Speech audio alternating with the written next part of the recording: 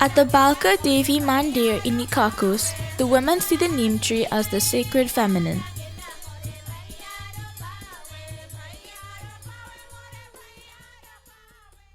They recognize the trees as a goddess and wrap them in saris.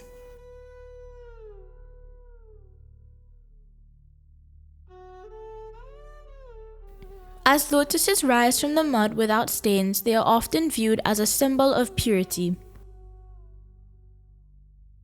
Since they return to the murky water each evening and rise once again at dawn, lotus flowers also symbolize strength, resilience, and rebirth.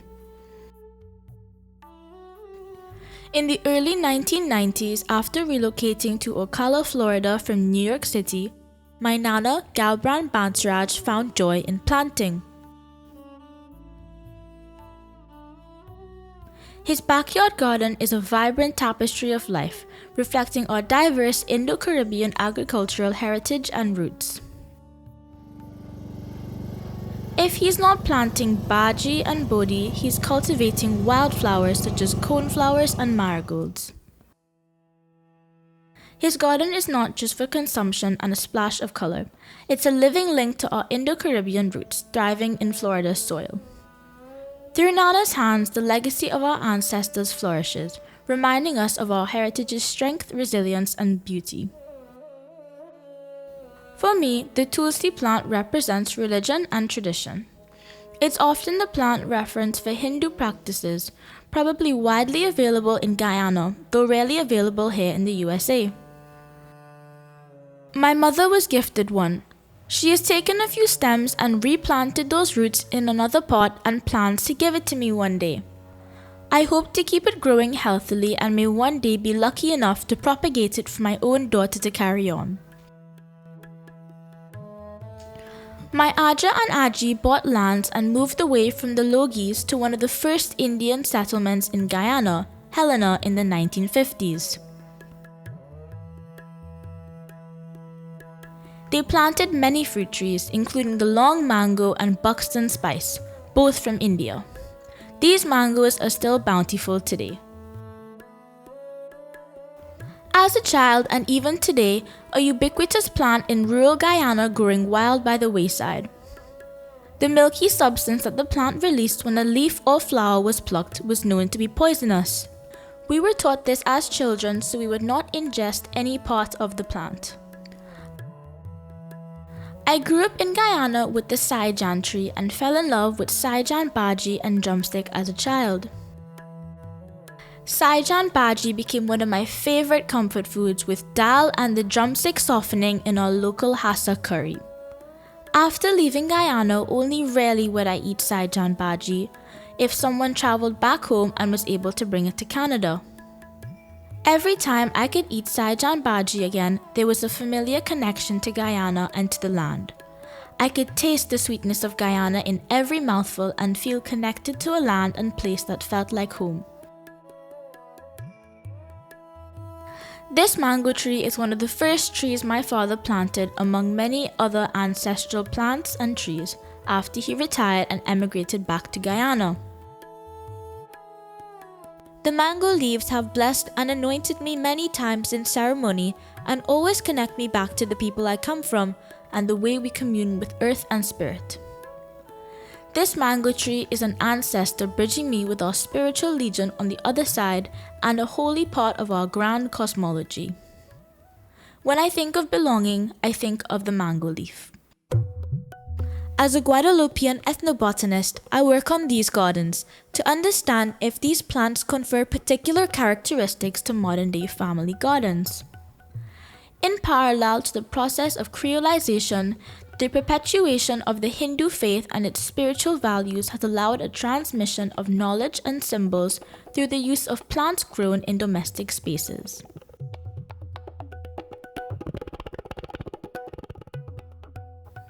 Popular fruits such as bilimbi, tamarind, and jack attest to the effective and memorial imprint of the Indian heritage on Guadeloupean cuisine.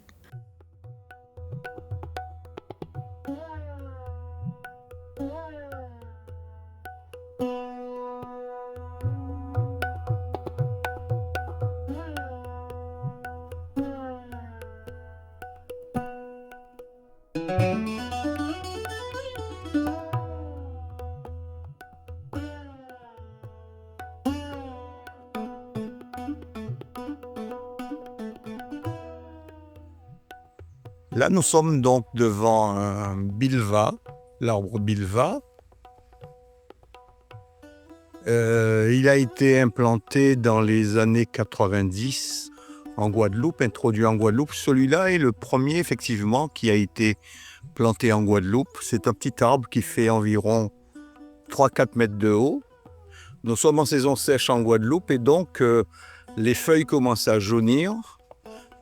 Il y a encore des fruits. En Guadeloupe, il produit les fruits pratiquement toute l'année. Il y a une floraison, effectivement, régulière, plusieurs fois dans l'année, et donc avec un parfum excellent. Là, vous voyez, donc, il y a des fruits. Et le bilvan, nous l'utilisons principalement donc, dans les rituels, dans les pujas, notamment donc, dans le cas des pujas au dieu Shiva.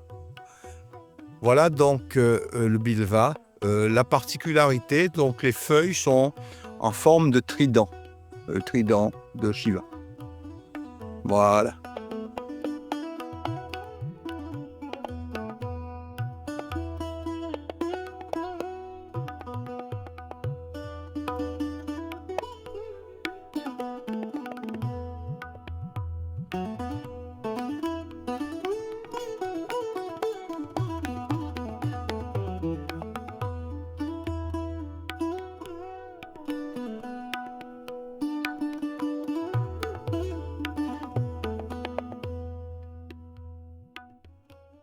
The banyan tree is very auspicious in Hinduism and Buddhism and is referenced in the holy texts.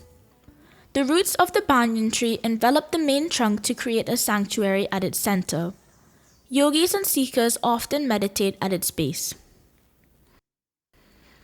As described in the Ramayana, the Ashoka Vatika is where Mother Sita took refuge. The flowers are described as red like flames. Ashoka means without sorrow.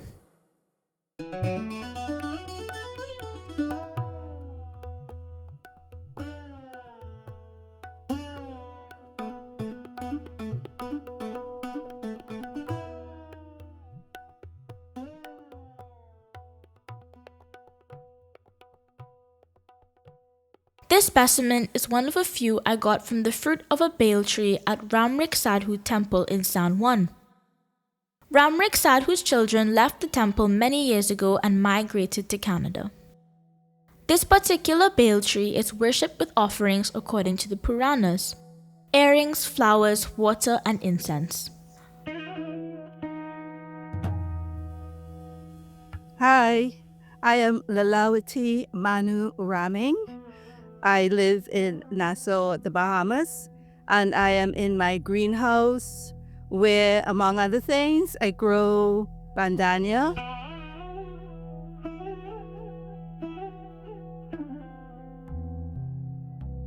On the bed of the greenhouse, there are some young plants, some nice young ones getting ready to come up once the weather changes and it becomes hotter and wetter.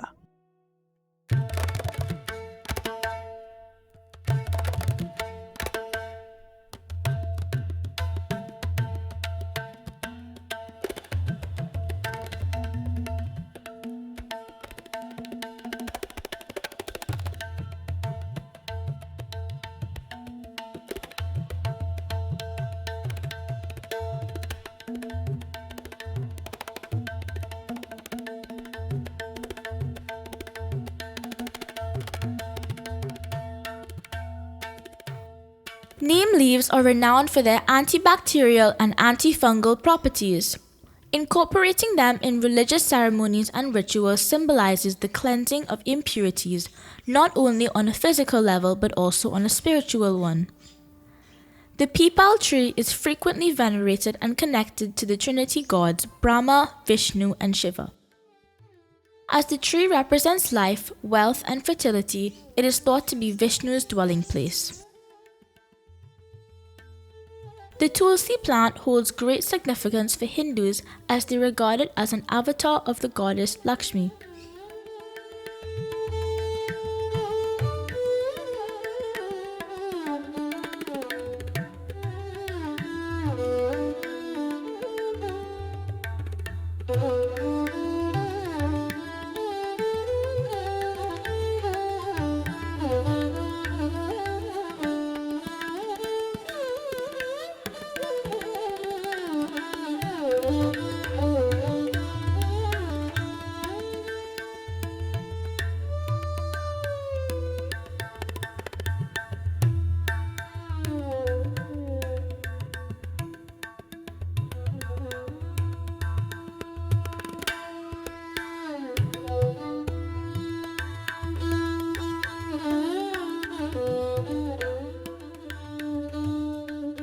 Growing up as Hindus, we were always taught to differentiate the difference between Ram Ki Tulsi and Krishan Ki Tulsi.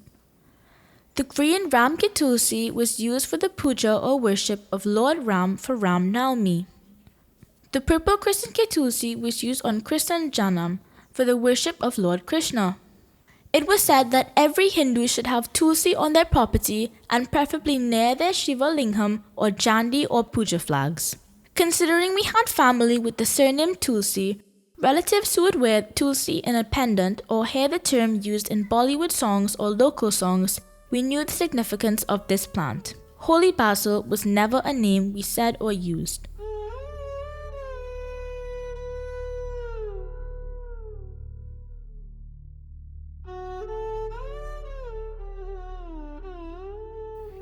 In Guyana, the purine or puri leaf, water lily or lotus leaf is the giant round leaf of the upright stemmed Indian lotus that commonly grows in canals.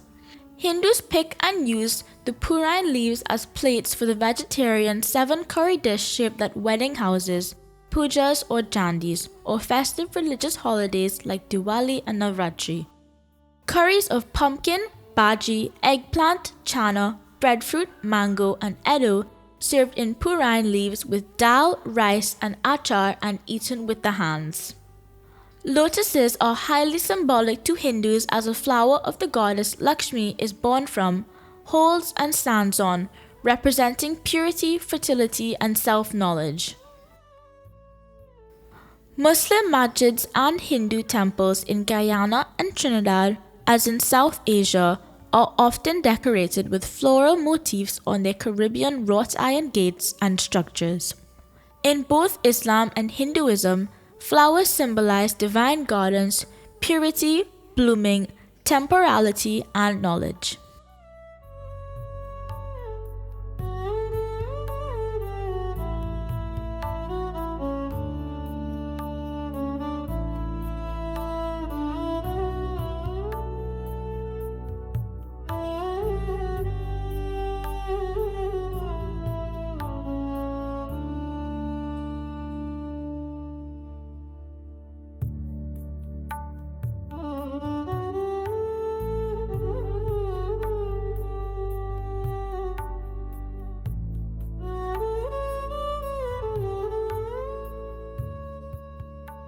These images are of curry pule, curry pata, or curry leaf tree in my backyard in South Florida.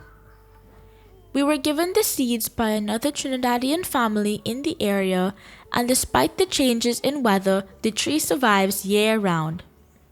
The tree leaves are a huge part of Trinidadian curries. Growing up, we were always told not to pick them after 6 p.m. or when it was dark outside. Whenever picking, my parents would say to beg the tree or ask it nicely. My nanny said in Hindustani, say 2 things before picking the leaves. Do not yank it, pick it.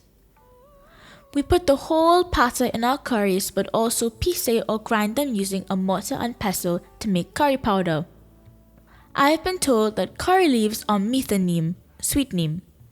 Curry leaves was not said.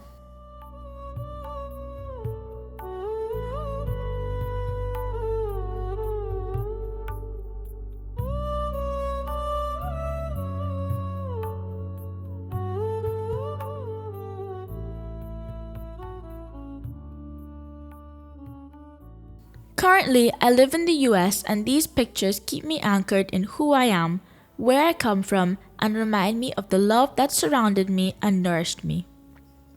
When I think of the flora that links my family and me to India, I miss the days I spent in my garden with my grandmother and great-grandmother. Their memories of and connections to India were present in the way they lived, the casual way they spoke Bhojpuri, and in the plants we grew. In our yards, we always had several varieties of palms, so they were always the background of many of our family photos.